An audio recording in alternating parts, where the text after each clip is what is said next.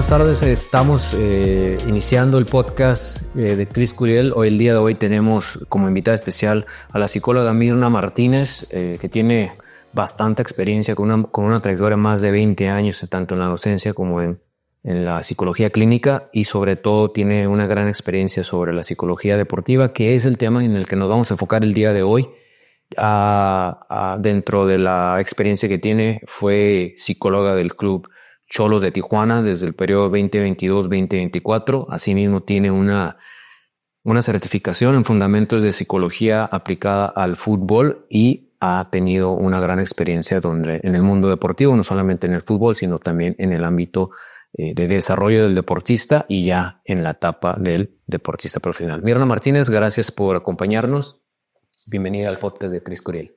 Para mí un gusto poder estar contigo, Cris, compartir y pues aprender un poquito sobre la psicología del deporte y las ideas que puede llegar a surgir a la hora de estar con un atleta en proceso de crecimiento de alto rendimiento. Bien, definitivamente en el deporte, tanto profesional como no profesional, existe una parte importante desde mi punto de vista que muchas veces, o por falta de recurso o por falta de conocimiento, dejan a un poquito al lado todo lo que es el tema de mindset, el tema de la psicología. Creo que ya hoy en día, no es nada nuevo, pero desde unos años hacia acá ya se ha venido evolucionando y ya se ha venido implementando más en la psicología, sobre todo en el deporte mexicano, que es lo que debería de interesarnos e importarnos a nosotros, ¿no? Entonces me gustaría empezar, si nos puedes explicar un poco en qué consiste tanto la etapa profesional del deportista y la etapa no profesional,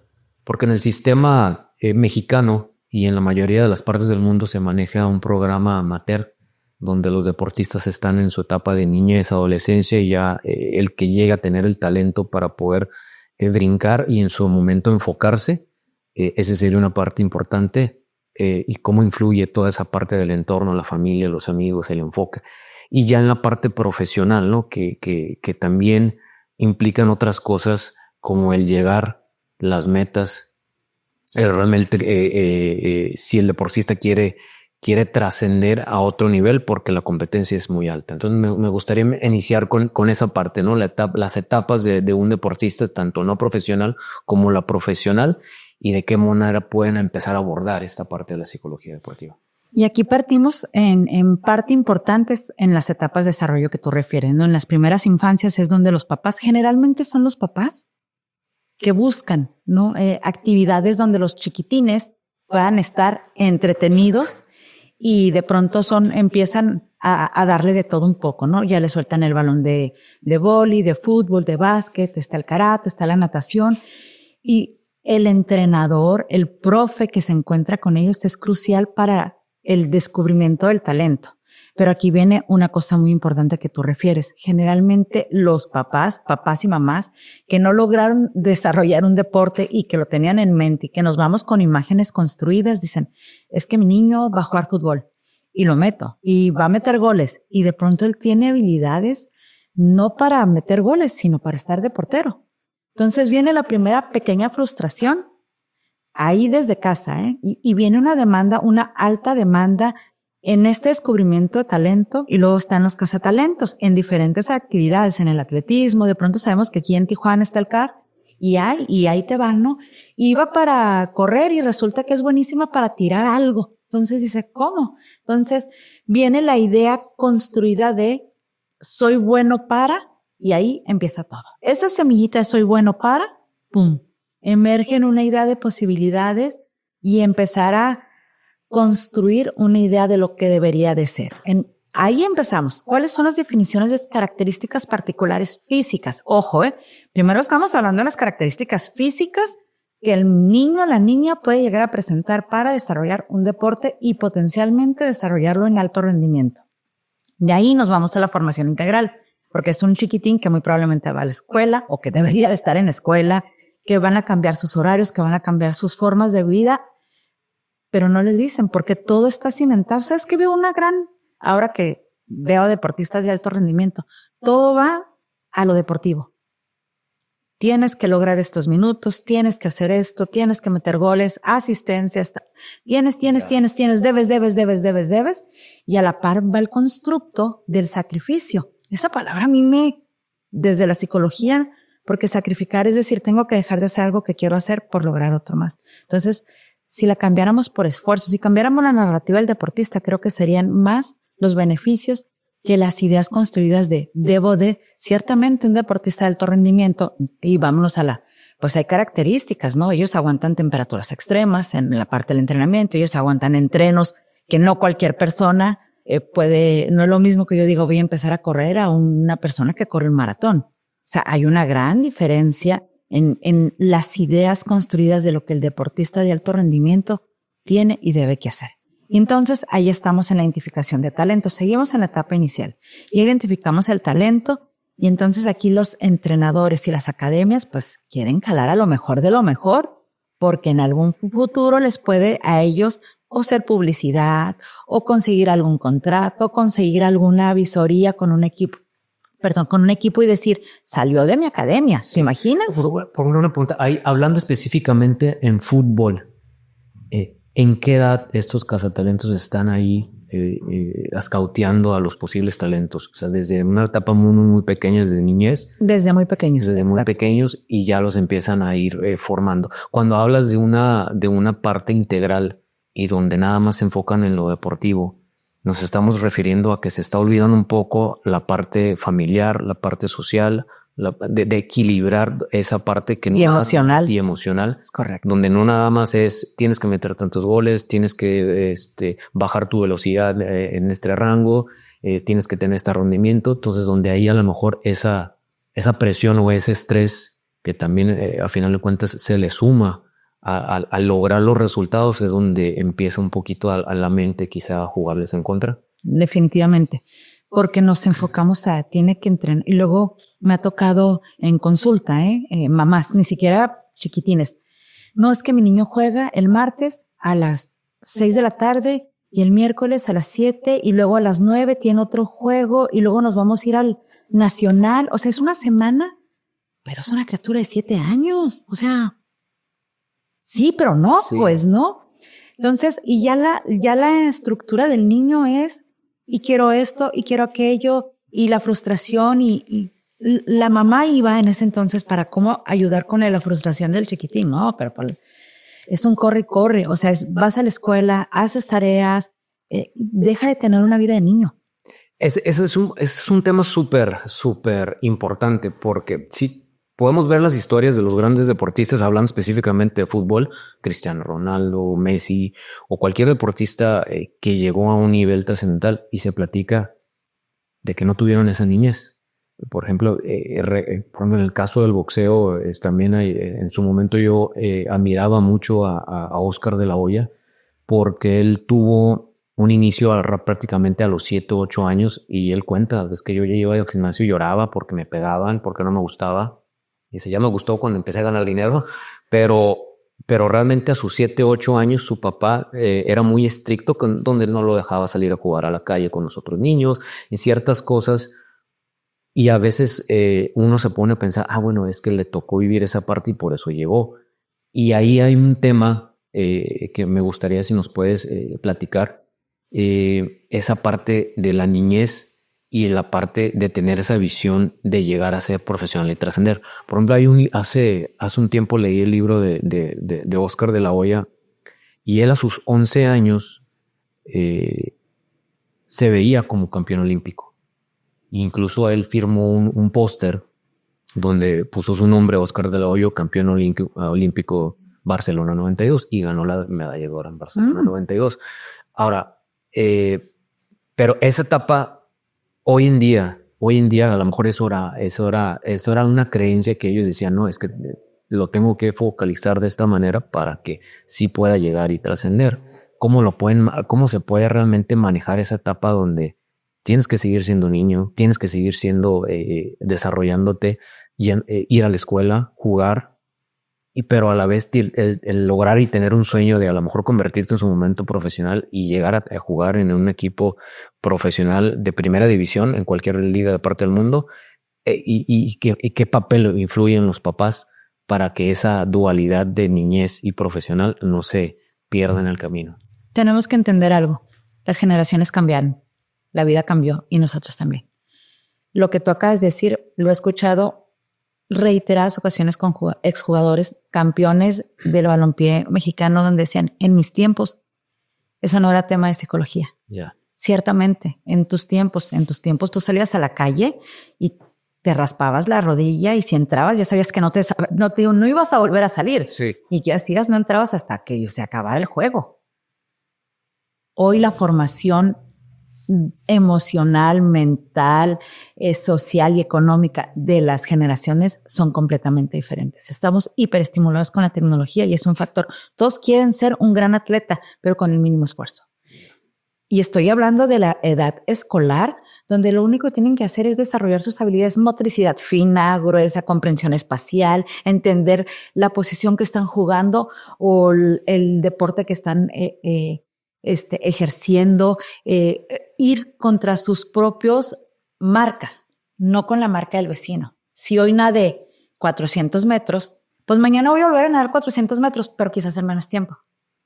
Si en un mes nado 500 metros, ya es mi marca. No es la marca del otro. Entonces nos empezamos a comprar la idea de yo también quiero ese carro, yo también quiero esa vida, yo también quiero a una esposa como la de Cristiano Ronaldo, como la de Messi. ¿Sí me explico? Sí, claro. Entonces, es decir, es esta parte, lo vemos con el chico de España, ahorita se me fue el nombre. Yamal. ¿Qué hacía él en la concentración? Tendrá 17, 18 años. No, bueno, pero ¿qué hacía sus deberes de la escuela? Sí. Y él estaba y él dormía con alguien de su edad, sí. 1 o 2 años. O sea, es brillante, pero no le podemos pedir que se comporte como un hombre de 25 años. Es un chavito de 16 y 17 años. Y tiene que crecer un poco más. Lo vemos ahorita con nuestro talento que tenemos aquí en el club, el chiquitín. Tiene una técnica y una maravillosa. Trae una dosis de motivación porque está en el equipo mayor, ¿sabes? Pero viene con un equipo, el que tú quieras. Le hacen así. Aún con toda la estrategia técnica y táctica que él traiga, los cuerpos son diferentes. Sí. ¿Me explico? Entonces, hay que cuidar muchas más la estructura mental y emocional y la dejamos para un lado. ¿Qué dices? Sacúdete y levántate. De pronto entramos en esta psicología errónea, pues no. O en este coach de sacudir y dar. O vas a visualizar. Esto que hizo el boxeador que tú refieres, perfecto. Es una visualización, pero le puso nombre y fecha. Sí, correcto. Y es muy curioso porque, de hecho, recientemente también escuché una entrevista que le hicieron a Julio César Chávez y a Julio se habla mucho sobre toda la trayectoria que tuvo y siempre me llamó la atención porque a lo mejor en la etapa de los 80s, 90s, se escuchaba muy poco lo que era la psicología deportiva. Entonces dice, bueno, estos tipos que llegaron a hacer grandes cosas, que estuvieron bajo una presión muy, muy fuerte, de qué manera se mentalizaban. Y me llamó mucho la atención algo que dijo, donde dijo, yo estaba en el camerino y estaba en la pelea y estaba bromeando y estaba jugando con todos, pero y no sé si recuerdas la bandita roja que en una pelea surgió. Pero en cuanto me ponían mi bandita roja, me cambiaba el semblante. Ahí está. Otro tipo me concentraba y cuando yo iba de camerino a ring, yo solo me iba mentalizando, donde me iba autosugestionando, donde decía, yo soy más fuerte que él, voy a ganar. Mi duda, a mí me surgió esa duda es, ¿quién le dijo eso? Si no había un psicólogo que fuera parte de su equipo, o este chico Oscar que en su momento a los 11 años dijo, yo quiero ser campeón olímpico, que hoy en día ya lo conocemos como la parte de la psicología deportiva, que es la visualización, la meditación, donde te pongas nombre y fecha a tus objetivos. ¿Quién se los dijo, no?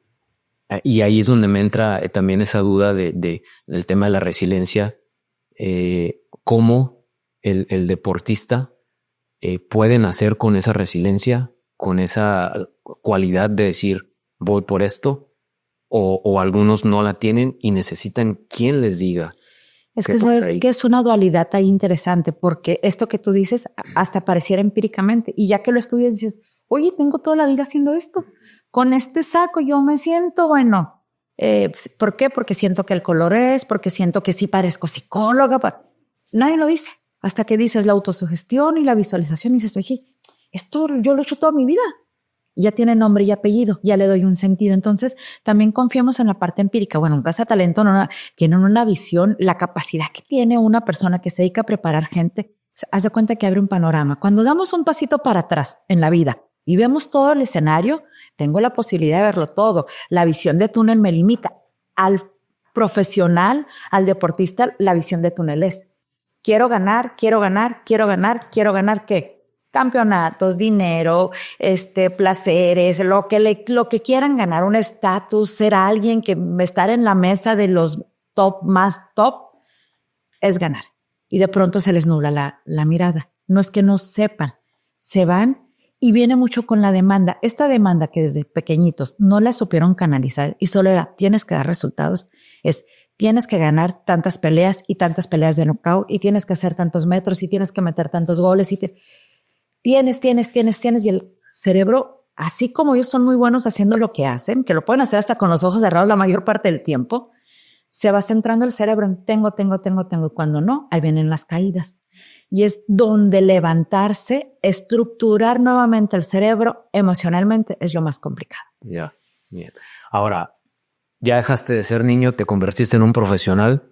Estás en la etapa de convertirte en una persona adulta, aunque a muy temprana edad.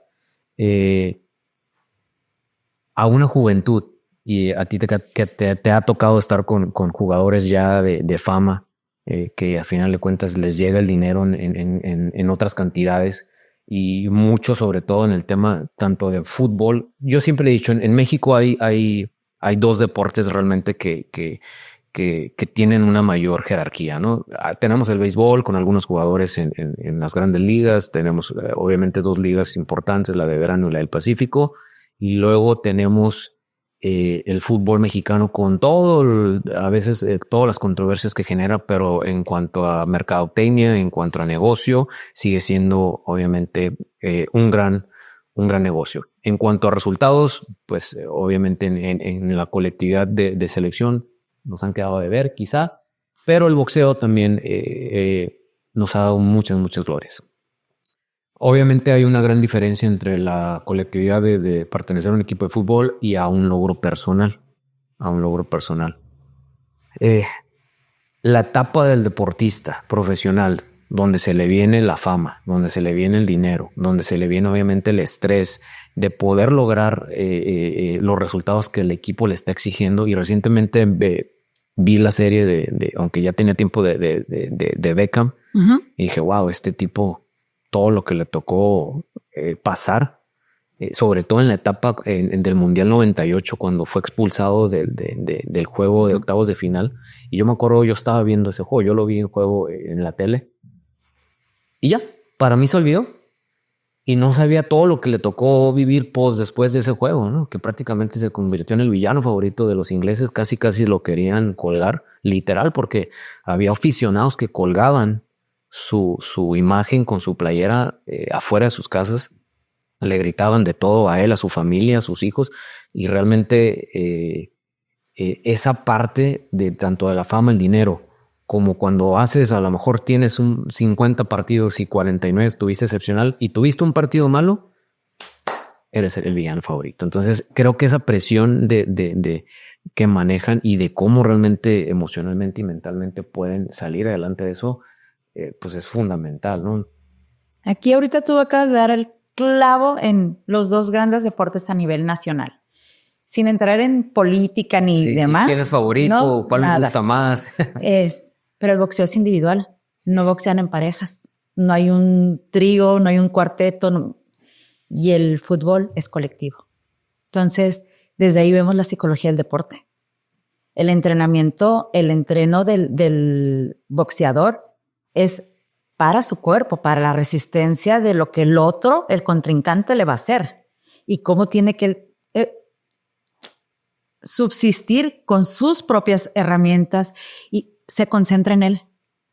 En el fútbol no nada más me concentro en lo mío, me concentro en el que está a mi lado. Son 22. Uh-huh. Hay 3 en mi posición.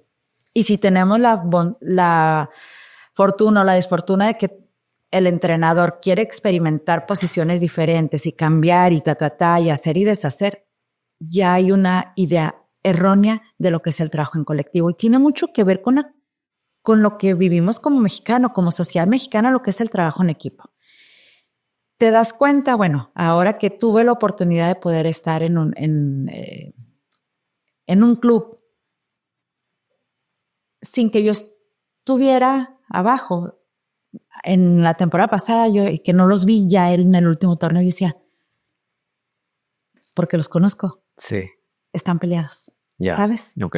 O sea, se notaba en su semblante, en su actitud. Su actitud. Y yo estando en la fila 3, fila 4, pero conozco al ser humano, no al futbolista. El demás, no sé si lo veían, pero yo decía, este chico es grandioso, ¿por qué manoteó? Uh-huh. O sea, ¿por qué hizo eso, lo que hizo, sabes? Sí, no está en el juego, está en otra parte. Exacto. Entonces, imagínate, y vaya, la diversidad que tú acabas de decir. Un club, cualquier club, podemos tener a chavitos de la sub-23 que suben al equipo mayor, porque de pronto los llaman, desde 16, 17 años. Y el más grande, 43, 42, 40 años, es una diversidad generacional tremenda. Sí, son necesidades completamente. Ya bien colmilludo, ese líder quiere siempre. Añádele valor agregado. Los extranjeros, que no son malos, para nada, bienvenidos todos, ¿sabes? Pero hay una idea de pronto el extranjero viene a ocupar un lugar que pudiera ser mío. Un mexicano. Exacto. Entonces, hay muchos factores en el equipo colectivo, en un deporte colectivo, que en un equipo individual. Muchísimos factores completamente diferentes. Yo les voy a espoliar la vida a los que se dediquen a tener talentos bajo su tutela. Escúchenlos y véanlos. Ya. Pregúntale cómo estás hoy. De pronto te vas a dar cuenta que hay cosas que parecieran tan insignificantes y no lo son. Un divorcio de los papás, un tema de infidelidad, un tema de dinero, un problema con el juego, un tema de mujeres, un tema de no soy capaz, un tema de nada me es suficiente, un mal manejo de frustración, un tema de duelo, porque les toca a muchos estar fuera cuando se muere la abuela, cuando se enferma la mamá, cuando se enferma, por la misma naturaleza y demanda de lo que hacen en el día a día. Y dicen, no, eso no les tiene nada que importar. No, importa y mucho. Entonces, la palabra sacrificio ya lleva en connotación, dejo de hacer yo por estar haciendo este rol en mi vida. Esfuerzo es diferente. Si le damos esfuerzo y sacrificio, no comen lo mismo que cualquier persona porque tienen que llevar una dieta, ¿no? Las horas de sueño son importantes y vitales, y a donde vayan, o sea, cualquier deportista de alto rendimiento a donde va, si está en un restaurante tomándose un café, va a ser motivo de que alguien se acerque y le diga, ¿me puedo tomar una foto contigo? Sí. Y además tienes que decir que sí, porque ahora están expuestos a videos de 15 segundos donde si haces una mala cara, ya se hizo viral. Ya se hizo viral. Y ya lo catalogan como ese. Y esto y el otro. Y aunque no, si vas a un concierto y estás y alguien te graba, y me encontré a Mirna en un concierto y no iba con su esposo, ¿no?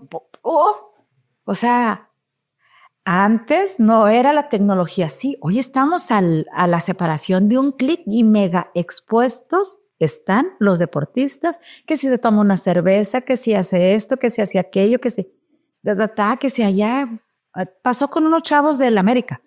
Hicieron un podcast, estaban haciendo un podcast. Eran 3 jugadores y era un exjugador con Miguel Ayun. Ok. Y bueno, ¿no? Súper virales, que por qué, que los estaban sacando del foco y cerraron el podcast. Pero era en su hora libre el jugador, el deportista. Un emprendimiento, a ellos se les ocurrió. Y que hubiera estado muy interesante. No, y era divertidísimo. Sí. O sea, era divertidísimo el podcast, de verdad. No, nunca tuve la oportunidad, pero me imagino que debe haber algunos capítulos ahí arriba. Miguel Ayun, con toda su trayectoria, eran 2 extranjeros y era un chavito mexicano. Y bueno, se hizo súper viral, los funaron en todas las redes sociales hasta que cerró el podcast. ¿Qué necesidad? O sea, es decir, bueno, vemos, tú te metes a las redes de Chicharito y él puede poner cualquier frase motivacional y le dan con todo. Sí, o sea, imaginémonos cosas chingonas, ¿no? Y empieza. Me decía un jugador, con esto de las redes sociales, Mirna, necesito tener tripas de acero. O sea, en su momento me peleaba con todo mundo y le contestaba a todo mundo. Hoy ya no. Es un tema delicado esta parte y como decías, bueno, entonces, ¿cuáles son las diferencias? Que el boxeador, el de atletismo, pues todo gira solo para una persona. Y fíjate que acabas de mencionar algo bien importante, aunado a la parte donde eres el villano o eres el favorito de la afición, donde puedes lograr hacer un escudo y un blindaje de realmente pero y ese blindaje considero que quizá debe ir a la par tanto de los buenos y los malos comentarios, porque el buen comentario pues obviamente a todo mundo le va a gustar que lo halaguen y que le digan eres el mejor y qué gran gol y de aquí para arriba y se vienen otros contratos y la parte negativa pues obviamente nadie la quiere recibir. Entonces tanto el buen comentario como el mal comentario debe haber quizá una neutralidad y una aceptación de uno del otro y tomarlo a lo mejor de una forma responsable, tanto lo malo como lo bueno, ¿no? Porque sí, y creo yo que hay muchos jugadores donde sí logran, y hoy en día ya se ve más, ¿no? Donde muchos se meten con el público. Ha habido casos donde no me acuerdo, un partido de Uruguay donde los jugadores, bueno, ahí se decía que estaban metiéndose con las esposas de los jugadores, pero donde se fueron de la cancha a la tribuna y prácticamente enfrentaron a los aficionados. O sea, ahí ya trasciende todo un tema donde deja de ser fútbol y donde ya tus factores, donde a lo mejor si el jugador no está psicológicamente, que es un tema muy amplio, pero a lo mejor emocionalmente, psicológicamente, profesionalmente, donde dice, pues yo lo mío y no importa qué me pasa ahí afuera. Creo que esa parte es súper, súper interesante y donde también, por ejemplo, hay este chico Djokovic, el tenista, él a veces sí, incluso cuando termina partidos, él puede ser mucho el villano en muchos estadios y él lo ha mencionado. Dice, he estado en ambientes muy hostiles, no me afecta. Entonces creo que esa parte de la psicología que mencionas, creo que la deben de trabajar, ¿no? Yo les menciono a algunos de los consultantes ve, no sé si es un ring, si es una alberca, digo, esto ya es individual, pero ve a tu cancha. O sea, un trabajo de visualización. De visualización, ya. Ve. Ya fallaste. Busca un punto donde te vuelva a conectar en ese momento, porque son milésimas de segundos donde le pasaron el balón y ya no llegó, ya no corrió y le pegó y salió al otro lado completamente, o en una cuestión de penal, o en una cuestión de una falta. Entonces, es decir, son cuestiones que pasan. Nosotros la vemos porque si la estamos viendo en televisión es repetición y repetición y repetición, entonces pues la vemos diferente. Pero él en este momento no alcanza a dimensionar la magnitud, pero sí cómo la siente. Entonces, es decir, la visualización es una parte crucial para un deportista. La meditación es una parte importante también, la parte de cómo, decías hace rato, cómo la bandita de Julio César Chávez, ¿no? Entonces yo les digo, bueno, ¿qué traes en la maleta? ¿Qué traes en tu...? Sí. No, pues traigo esto. No. ¿Qué de ti traes en la maleta? Necesitamos saber qué es lo que sí traes. En actitud, en conducta, en emoción. ¿Cómo estuvo la semana del entreno? ¿Pudo haber tenido un entreno perfecto alguien? Y no salir en la lista del 11. Y ahí pareciera que no, pero es un puntito de ¿qué hice mal? ¿Por qué no le caigo bien al profe? Ya. Yeah. ¿Por qué no esto?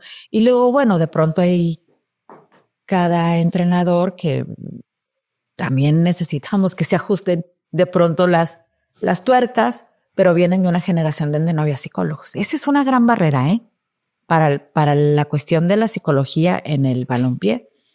Los que se encuentran ahora en las altas esferas, en el cuerpo técnico, en la poca apertura que puede llegar a haber para lo que es la parte emocional, porque pareciera que se van a quebrar los jugadores. No, hombre. Sí, traen unos temas de creencias quizá de que no, cómo le voy a compartir cosas personales. A lo mejor no si me pongo muy emocional y no, pues dejo de ser quizá hombre, que dejo de ser futbolista. Pero bueno, acabas de mencionar algo que creo es súper importante en el tema de como parte de la psicología, el tema de la meditación y de la visualización, me gustaría si nos puedes explicar en relación a esto, cómo hacerlo, cómo la meditación, si la meditación se podría asemejar como también una visualización que puede ser. Que podría ser, ¿no? Sí, claro. Y a veces, ¿qué tan seguido lo deben de hacer?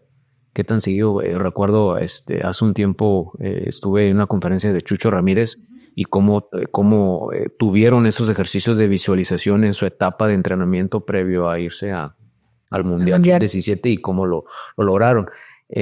Porque yo en lo personal practico la meditación, trato de hacerlo casi todos los días. Y sí me ha ayudado mucho en muchos temas de mi vida personal. Pero a veces sí la visualización puede ser algo complicada, ¿no? Porque te estás tratando de hacerle entender a tu mente que estás viviendo algo donde a lo mejor en la realidad no está sucediendo. Pero que creo que ahí podría venir lo interesante de que esa se convierte, lo tienes que sentir y hacer como si fuera una realidad, ¿no? Y aquí tenemos una ventaja cuando estamos con un deportista de alto rendimiento o con un deportista en amateur. ¿Por qué? Porque están sus resultados. Y todo lo que se puede medir se puede modificar, afortunadamente. Entonces, es decir, no te tienes que ir al 2023 o al 2020 o 2021. Vete al mes pasado. ¿Cuál fue el rendimiento? Entonces, es decir, la visualización tiene que ir encaminada. O sea, sí tiene que tener una razón de ser y un objetivo. ¿Qué quiero lograr con esta visualización? Porque de pronto, al no tener las herramientas, la pueden llegar a confundir y dicen, es que yo no me relajo con esto, no quiero que te relajes. Quiero que te des cuenta del proceso que estás viviendo contigo. Entonces ahora mismo, el día de hoy inicia la liga en México, ¿no? Entonces, es decir, ¿cómo fue el proceso de descanso? ¿Qué hiciste en tus vacaciones? No fui, no salí. Pues, ¿tuviste 2 semanas? ¿Qué pasó? No, fui a mi casa, fui a mi pueblo, fui a mi esto. Con la familia, fechas decembrinas. Me cuidé un tanto por la dieta porque no podía regresar, estar en este semáforo. Ok. Bueno, ahora sí, podemos hablar del torneo pasado, el último mes. Tengo chavos, o sea, o hay que en un año son 2 torneos. El primer semestre fue fatal o muy bueno y el segundo fatal o al revés o viceversa, ¿sabes? Entonces decir, pues en un mismo año tener resultados. Pero entonces ya no nos concentramos tanto en lo malo, sino que de este torneo, pues si no hubo tarjetas amarillas, si no hubo expulsiones, no tuviste lesiones, porque otra cosa con la que se tiene que enfrentar ya en la etapa de ya deportista de alto rendimiento son las lesiones. Sí. Entonces es un parámetro que tampoco a nadie prepara para una lesión, para una cirugía, para un proceso de recuperación, la rehabilitación, el nuevamente estar en la cancha. O sea, es todo un proceso físico, pero es mental. O sea, el físico es el 80 y el mental es el 20. O sea, necesitamos que también se reconsidere esa parte, pues, ¿no? ¿Qué tan seguido un deportista, ya sea profesional o no profesional, debe poner dentro de su programa de entrenamiento la visualización? ¿Una vez a la semana o 2 veces a la semana? Mira, la meditación sería ideal todos los días. Todos los días. Meditar, entendiéndose desde trabajar su respiración. No es yoga, no es esfuerzo físico, es eso lo que tocas de ver. La respiración. Y ahí estamos trabajando la tolerancia a la frustración, por ejemplo. Yo les digo, no, es que no me da, y si tengo niños, y si el ruido, en el carro. ¿Qué mejor que ir respirando en el tráfico? Sí, creo que ahí hay una quizá puede ser falta de adentrarnos a los temas meditativos, que muchas veces quizá la gente puede pensar o algún deportista puede pensar que meditación es ponerte casi en blanco, que es muy difícil callar la mente. Siempre tu mente está pensando algo y piensan que a lo mejor vas a estar ahí como monje media hora, 1 hora, que realmente no es así. Tíbet, se ven en el Tíbet. Entonces realmente es meditar, puede ser 5 o 10 minutos. Por ejemplo, escuchaba mucho también a Kobe Bryant y Kobe Bryant lo aplicaba. Creo que él entrenaba a las 4 o 5 de la mañana su entrenamiento de pesas, pero iniciaba su día con 10 minutos. Ahí está. O sea, no necesito más 5 minutos, 10 minutos. Él lo hacía 10 minutos, donde te pones en un espacio quizá tranquilo y te concentras en tu respiración y de ahí puede surgir. Ahora, la meditación diario y la visualización. La visualización sí tiene que ir encaminada a objetivos, como si fuera algo para no saturarse. Ya más específico. Más específico. Que ahí es donde pudiera venirse como un poquito de ansiedad o de abrumor. Correcto. No, pues quiero todo, ¿no? Quiero ser goleador, quiero ganar campeonatos, quiero irme a un equipo a Europa, quiero irme muchas cosas, ¿no? Entonces ahí sí es como, ok, mi siguiente meta, mi siguiente objetivo es a lo mejor llegar al primer equipo de Cholos de Tijuana, estoy en fuerzas básicas y quiero que me suban. Ok. Y ya la visualización es 100% a eso, ¿no? Así me entendería, ¿no? Así es. Aunque aquí ya vienen cosas importantes, no todo depende del jugador. Porque pronto el jugador pone todo, pero una decisión cambia todo. ¿Sí me explico? Entonces esa visualización no es un error y no es un fracaso. Ahí está. Ahí está, ahí está. Ponle nombre y apellido y fecha. Entonces, muchas de las visualizaciones les digo, escríbelas. La escritura es una forma de darle un sentido a lo que traemos en la cabeza, porque como tú decías, está la cabeza como una caniquita. Pensamientos automáticos buenos y malos, ¿no? Todos, tas. Entonces decir, bueno, los pongo, los veo, ahora sí literal los visualizo y le empiezo a dar un sentido. Entonces es disciplina mental. Y yo les digo, es que el deportista de alto rendimiento tiene una capacidad de adaptación a las circunstancias tremendas. O sea, si un boxeador se tiene que ir mañana a Big Bear a entrenar bajo temperaturas extremas, lo hace. Eso es una herramienta maravillosa, no cualquier persona. No va a Big Bear de turista y con miles de cosas y sí, 2 días y vámonos de regreso, ¿no? Y una concentración puede ser un mes y medio, 8 semanas. Entonces, es decir, ellos tienen una capacidad de adaptación, pero como lo hacen tal del día, no le ponderan lo que es, ¿sabes? Sí. Viajan, si hoy les toca viajar, aquí tenemos el día de hoy a Toluca. Viajó Toluca en la noche, no sé, supongo. Viajó Toluca en la noche, entrenó ayer en un espacio aquí en Tijuana, hoy tiene juego y no sé si hoy regresa, mañana regresa. Entonces, es una capacidad de adaptación a las circunstancias. Pues si no te preguntan si eres lejos de la familia, de estar en muchos factores. Entonces, ¿sabes? Es decir, ellos tienen una capacidad de adaptación tremenda, pero como lo hacen tan del día, no lo ponderan como es. Entonces, es decir, pues esto lo hago. No, necesito que lo veas. ¿Qué es lo que haces? Ahorita estás en Tijuana, pero mañana estás en Guadalajara y luego estás en Querétaro y luego estás en León y te toca. Y ahora cambia el cuerpo técnico y cambian todas las formas de ser que conocíamos hasta hace 3 meses. Y me adapto nuevamente a nuevas instrucciones, a nuevas cosas, a nuevo esto, un boxeador. Y ahí alcanzas a ver la diferencia. Un boxeador tiene su cuerpo de trabajo. Y es un mismo, digo, salvo que salgan mal, ¿sabes? Sí. Pero es un mismo equipo de trabajo, ya lo conocen y empieza un vínculo diferente. Entonces, los vínculos son completamente distintos en los deportes de conjunto que en lo individual. Y puedes decir, ¿este individual está solo? No está solo. Ahora, ya hablamos del tema de la meditación, la visualización, y creo que este tema va muy, muy de la mano a estos 3 elementos. La autosugestión. La autosugestión de no nada más del deportista, sino como quizá también en general de cualquier persona, de cómo al jugar o al estar en un partido te empieza a jugar la mente en contra, ¿no? Y si sale mal, y si falla el penal, y si no ganamos, y si no consigo el contrato, y si toda una serie de factores, ¿no?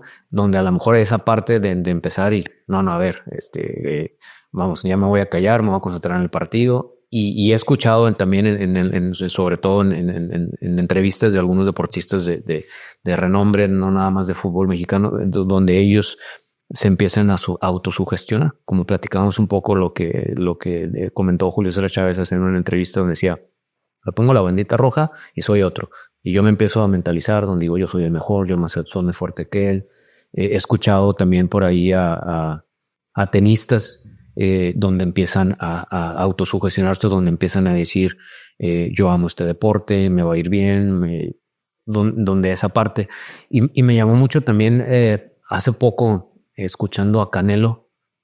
A Canelo le pueden decir muchas cosas en tanto en lo deportivo pero son diferentes estilos, pero ha ido de menos a más, y cada vez y su constancia, su disciplina lo ha puesto en un nivel distinto a lo que era el boxeador típico mexicano. Y a mí me llama mucho la atención, sobre todo ya en sus últimas peleas, cómo él empezó a integrar meditación, empezó a integrar salir a la naturaleza, abrazar un árbol, meterse al hielo.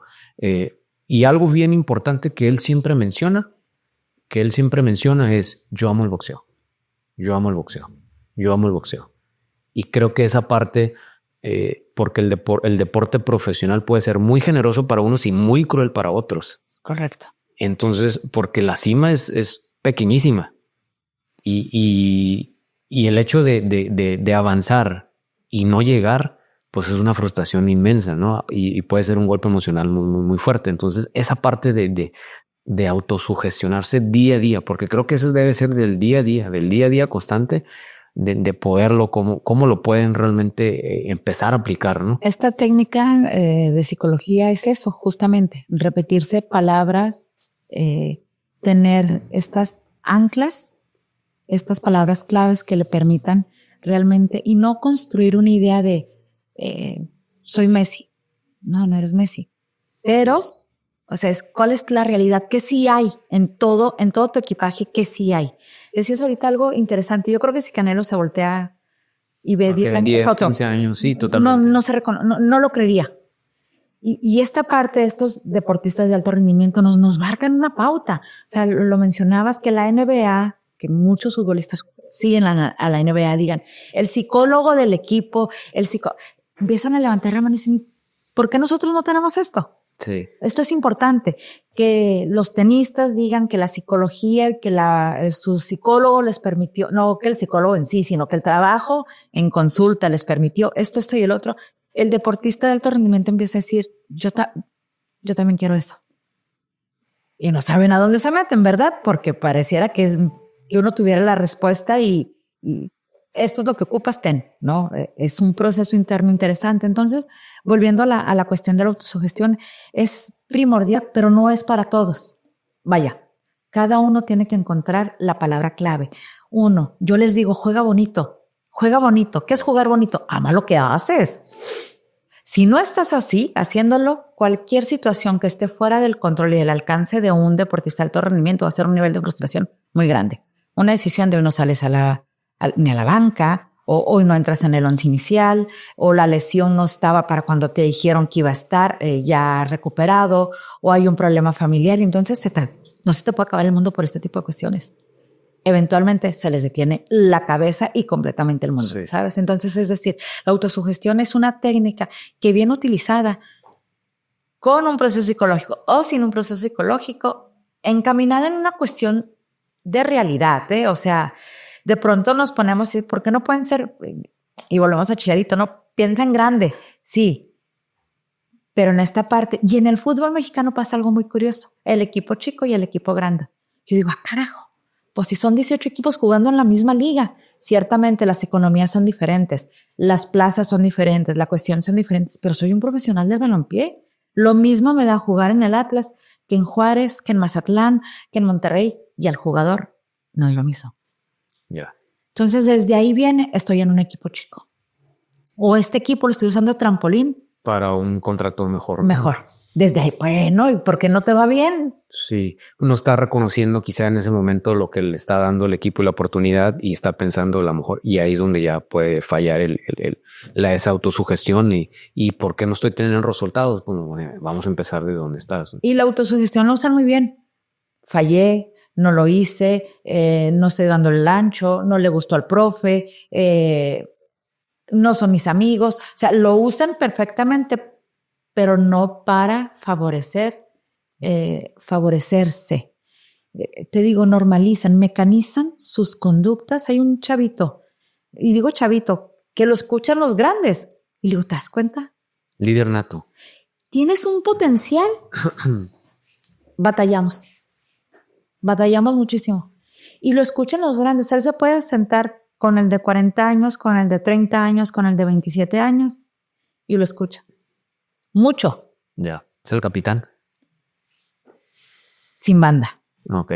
En potencia. Definitivamente. Pero no lo ve así.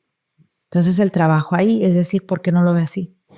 Y mucho de la autosugestión y mucho de la visualización les pregunto, platícame tu momento cumbre para ti.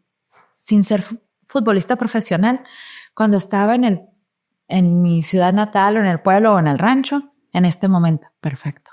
De vacaciones, necesito que vayas ahí otra vez a la cancha y vuelvas a jugar. Yeah. Este momento, Mirna, donde estaba en las categorías de menor, este momento, mírate, si eres tú. Es que ¿eres tú? Si eres o no. No, sí soy. Es que estoy perdiendo. No estás perdiendo nada. Solo no estás enfocado en lo importante porque estás tan descuidado de tratar de congraciarte y de que te vean y de que si eres bueno, ya te pagan, estás en primera división, hay una confianza. Y yo les digo, la directiva y el director técnico sí confían en ti. Recibes tu salario cada mes, sí, ya está, sí confían en ti. Y lo digo muy simple, ¿eh? Así es. No es como yo quiero, no es los minutos que yo quiero, es otra cosa, hay muchos factores más. Hay decisiones que no les toca a ellos por el lugar que tienen tomar decisiones. Entonces, eso lo saben desde el día 1, desde que están chiquititos en los 5 años y que el profe los metía y no los metía y los sacaba. No. Pero tiene mucho que ver con la parte de...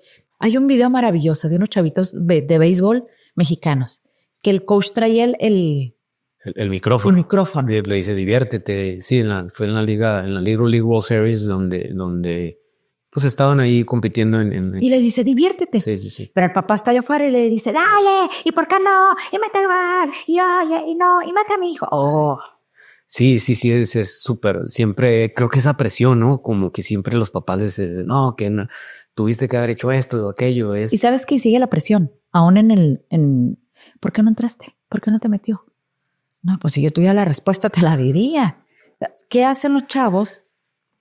Buscan alejarse un poco de la familia y de los amigos. O a veces ya no quieren que los papás vayan a verlos. Se vuelven muy solitarios. Sí. Fíjate, estando en un trabajo en conjunto se vuelven muy solitarios porque mi vecino es mi amenaza.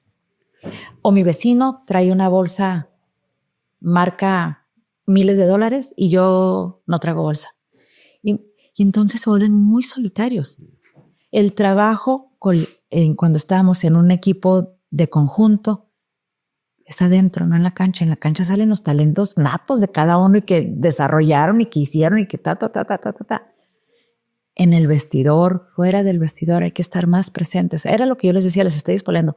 Vean y escuchen a sus jugadores. Ya, bien. La parte de, por ejemplo, a ti te tocó participar con Cholos de Tijuana en un lapso, ¿no? 2022, 2024. Antes, ¿en qué momento, o vamos a hablar específicamente de Cholos, integran a un psicólogo desde los inicios, desde que empezaron en primera A y todo y fueron ascendiendo? Hay psicólogos y hay coach en fuerzas básicas. Okay. De hecho, hay un psicólogo que fue mi alumno en la universidad. Varios de los que fueron mis alumnos han estado en Cholos. Ahorita está uno de ellos. Sé que hay un coach, hay 2 coaches, una chava y hay una psicóloga en la femenil, también muy buena, ella. Pero en el equipo mayor no hay. Hoy actualmente no hay. En el equipo mayor de Cholos de Tijuana no hay quien. ¿Qué estuve haciendo yo en Cholos? En mi doctorado de salud mental hago una investigación que ya después se las compartiré. Estoy en proceso de culminarla. Pero ¿sabes qué mido? La ansiedad y la depresión en el jugador de alto rendimiento del Club Tijuana. Sí. Ante ciertas variables hay diferentes tipos de ansiedad. Entonces eso me da la pauta para que cada inicio de ciclo yo me tuviera una entrevista con ellos. Era mi manera de congraciarme por la oportunidad que me estaban dando de hacer mi tesis de doctoral ahí. Entonces estuve en este lapso de 2 años con ellos. Iniciamos, me tocaron varios profes, también entendí varias psicologías, ¿no? Me tocó con Pablo Guede, que ahora está en Puebla, trabajar directamente. Es un tipazo, Pablo, un ser humano extraordinario. Y como director técnico puede tener unas características particulares, ¿sabes? Sí. Me tocó el profe Baliño, el Piojo Herrera, fue con los que yo me toca colaborar. Al profesorio, por ejemplo, ya no me tocó conocerlo. Sigo teniendo ya en la consulta particular algunos de los jugadores, no nada más de Tijuana, sino de otros equipos a través de Zoom. Ya. Entonces, pero que me conocía en el Club Tijuana. En el club. Y esa, por ejemplo, esa experiencia que tú tuviste y hablando de que no lo manejaban y que actualmente no hay un psicólogo de cabecera, ¿qué aceptación tenía el equipo?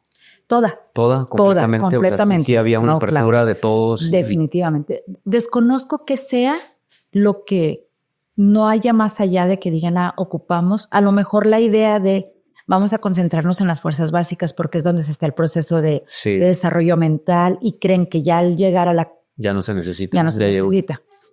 Hay una disonancia interesante, pues, ¿no? Pero no, te puedo decir, estaba otro director deportivo cuando yo llegué, era Juan Ignacio Palou, excelente. Luego me tocó que se incorporara Toño, 10 de 10 con Canú, entonces no, siempre hubo apertura y lo que la psicóloga requiriera estaba, ¿no? Y los jugadores también. Y no, sí, híjole, había resistencia. Había resistencia.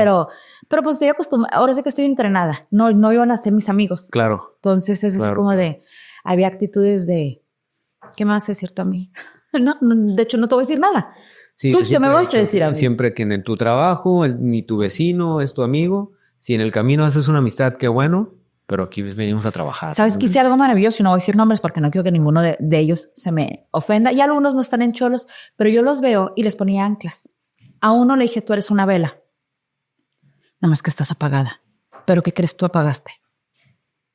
Y se me queda viendo, me dice, ¿por qué? Le dije, sí. Tienes esto y esto y esto y esto y esto y esto y no sabes que eres vela. Cada que yo me comunico con él por sus redes sociales, le pongo una vela, él sabe a lo que me refiero. Yeah. Había otro chavo, cuando me toca trabajar, no, pero es que colectivos son un despapalle. O sea, a los 22 yo salía drenadísima. Drenada cuando me tocó trabajar con ellos. O sea, yo salía con dolor de espalda, con dolor de cabeza, la boca seca. Había que ponerlos algunos en cintura porque estaban contestando encuestas de ansiedad y querían son chavitos, no, son chavos, pues. Y luego le decía a uno, oye, ¿me ayudas? Y no faltaba el que decía, miau. Y yo, pues que no son perros.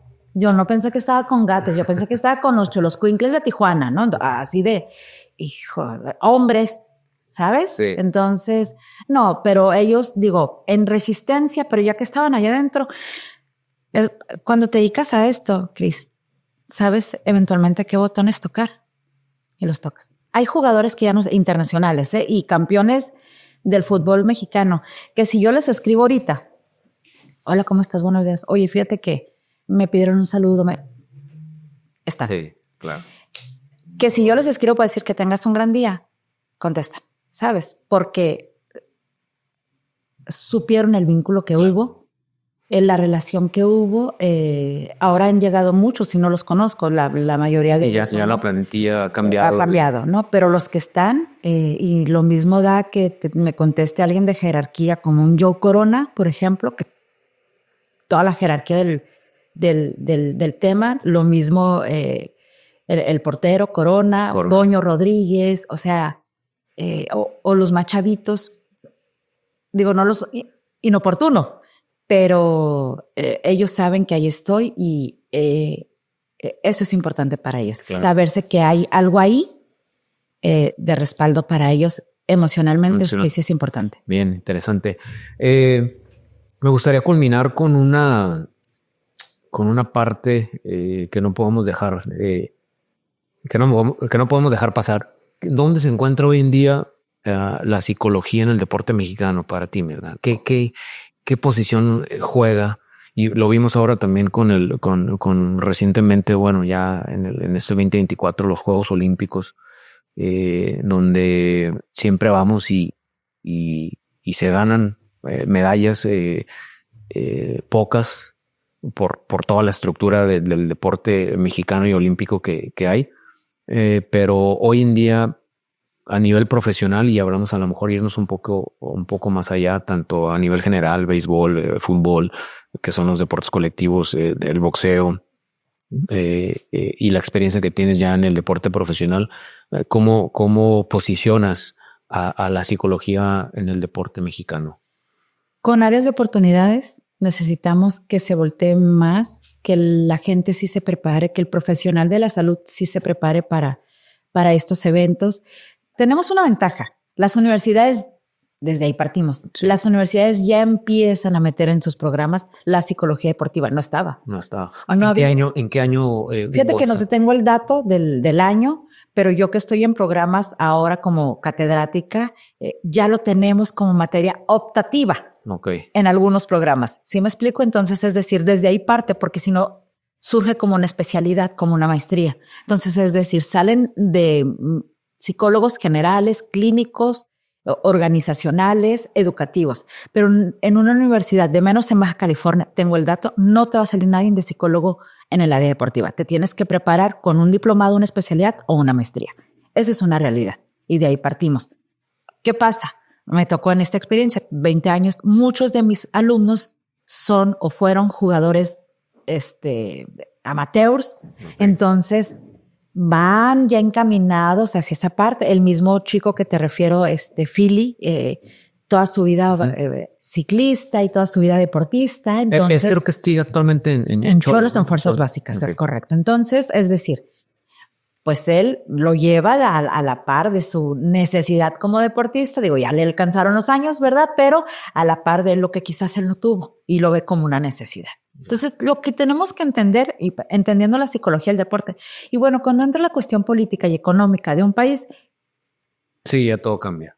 Todo cambia. Todo cambia, sí. Pero la apertura que hay, cada vez hay más conciencia porque cada vez y te mencioné, las generaciones han cambiado y estamos más expuestos a sentirse mal, pero a verbalizar que les está pasando algo. Eso es genial. Porque entonces se cuenta que el entrenador, el profe o el directivo tiene una papa caliente. Cuando un jugador, un deportista de alto rendimiento te dice, estoy tronado mentalmente, hagas lo que hagas, necesita ir con el especialista. Y ojo, estamos hablando de psicología, pero va encaminado a la psiquiatría en algunos de los mayores casos. ¿Sí me explico? Entonces, es decir, no podemos escatimar o creer que solo la psicología, o sea, es el bienestar del jugador, tiene que ir integral, no nada más en lo que ya sabe hacer y que lo hace muy bien. Toda su vida pegándole un balón y va a llegar a equivocarse. Entonces, ¿qué necesitamos? La parte académica, bien por las universidades, necesitamos más aperturas, que las escuelas que estén ofertando psicología deportiva estén certificadas y que estén avaladas para que haya realmente un respaldo. Lo que tú mencionaste que yo estudié, ni siquiera lo estudié aquí, lo estudié en España, en línea, porque hay más apertura fuera del país que acá. ¿Sí me explico? Luego también te tocó hacer una certificación de parte de la CONMEBOL, ¿no? Es correcto. En fundamentos de psicología. Y yo decía, bueno, yo me tengo que entrenar con los que me respalden para cuando yo llegue a donde tenga que llegar, decir, sí cumplo, además de la trayectoria, sí tengo las herramientas que puedan avalar lo que tú digas que tu psicóloga hace o que tiene. ¿Sí me explico? Entonces, en materia de demostrar con papel que hay algo. Ya lo demás, el rapport, la integración y las técnicas, pues son parte de un proceso. Y desde la posición del deportista, ¿cómo lo ves? O al menos en la experiencia que has tenido, ¿cómo ves esa parte de la posición de la psicología deportiva donde realmente sí digan, sí, que tanto realmente en lo individual, vamos a poner ya desde un plano individual, ellos dicen, voy a integrar como parte de mi entrenamiento la psicología. Empieza. Pero ¿sabes qué? Creo que es el efecto de los grandes atletas que tienen un foco diferente. Jugadores de la NBA, tenistas, futbolistas que con una carga o con una posición social y en el ámbito del fútbol diferente y que dicen, voy al psicólogo. Yeah. Y es algo, canasta básica para mí. Creo que ese es un eco que empieza a tener.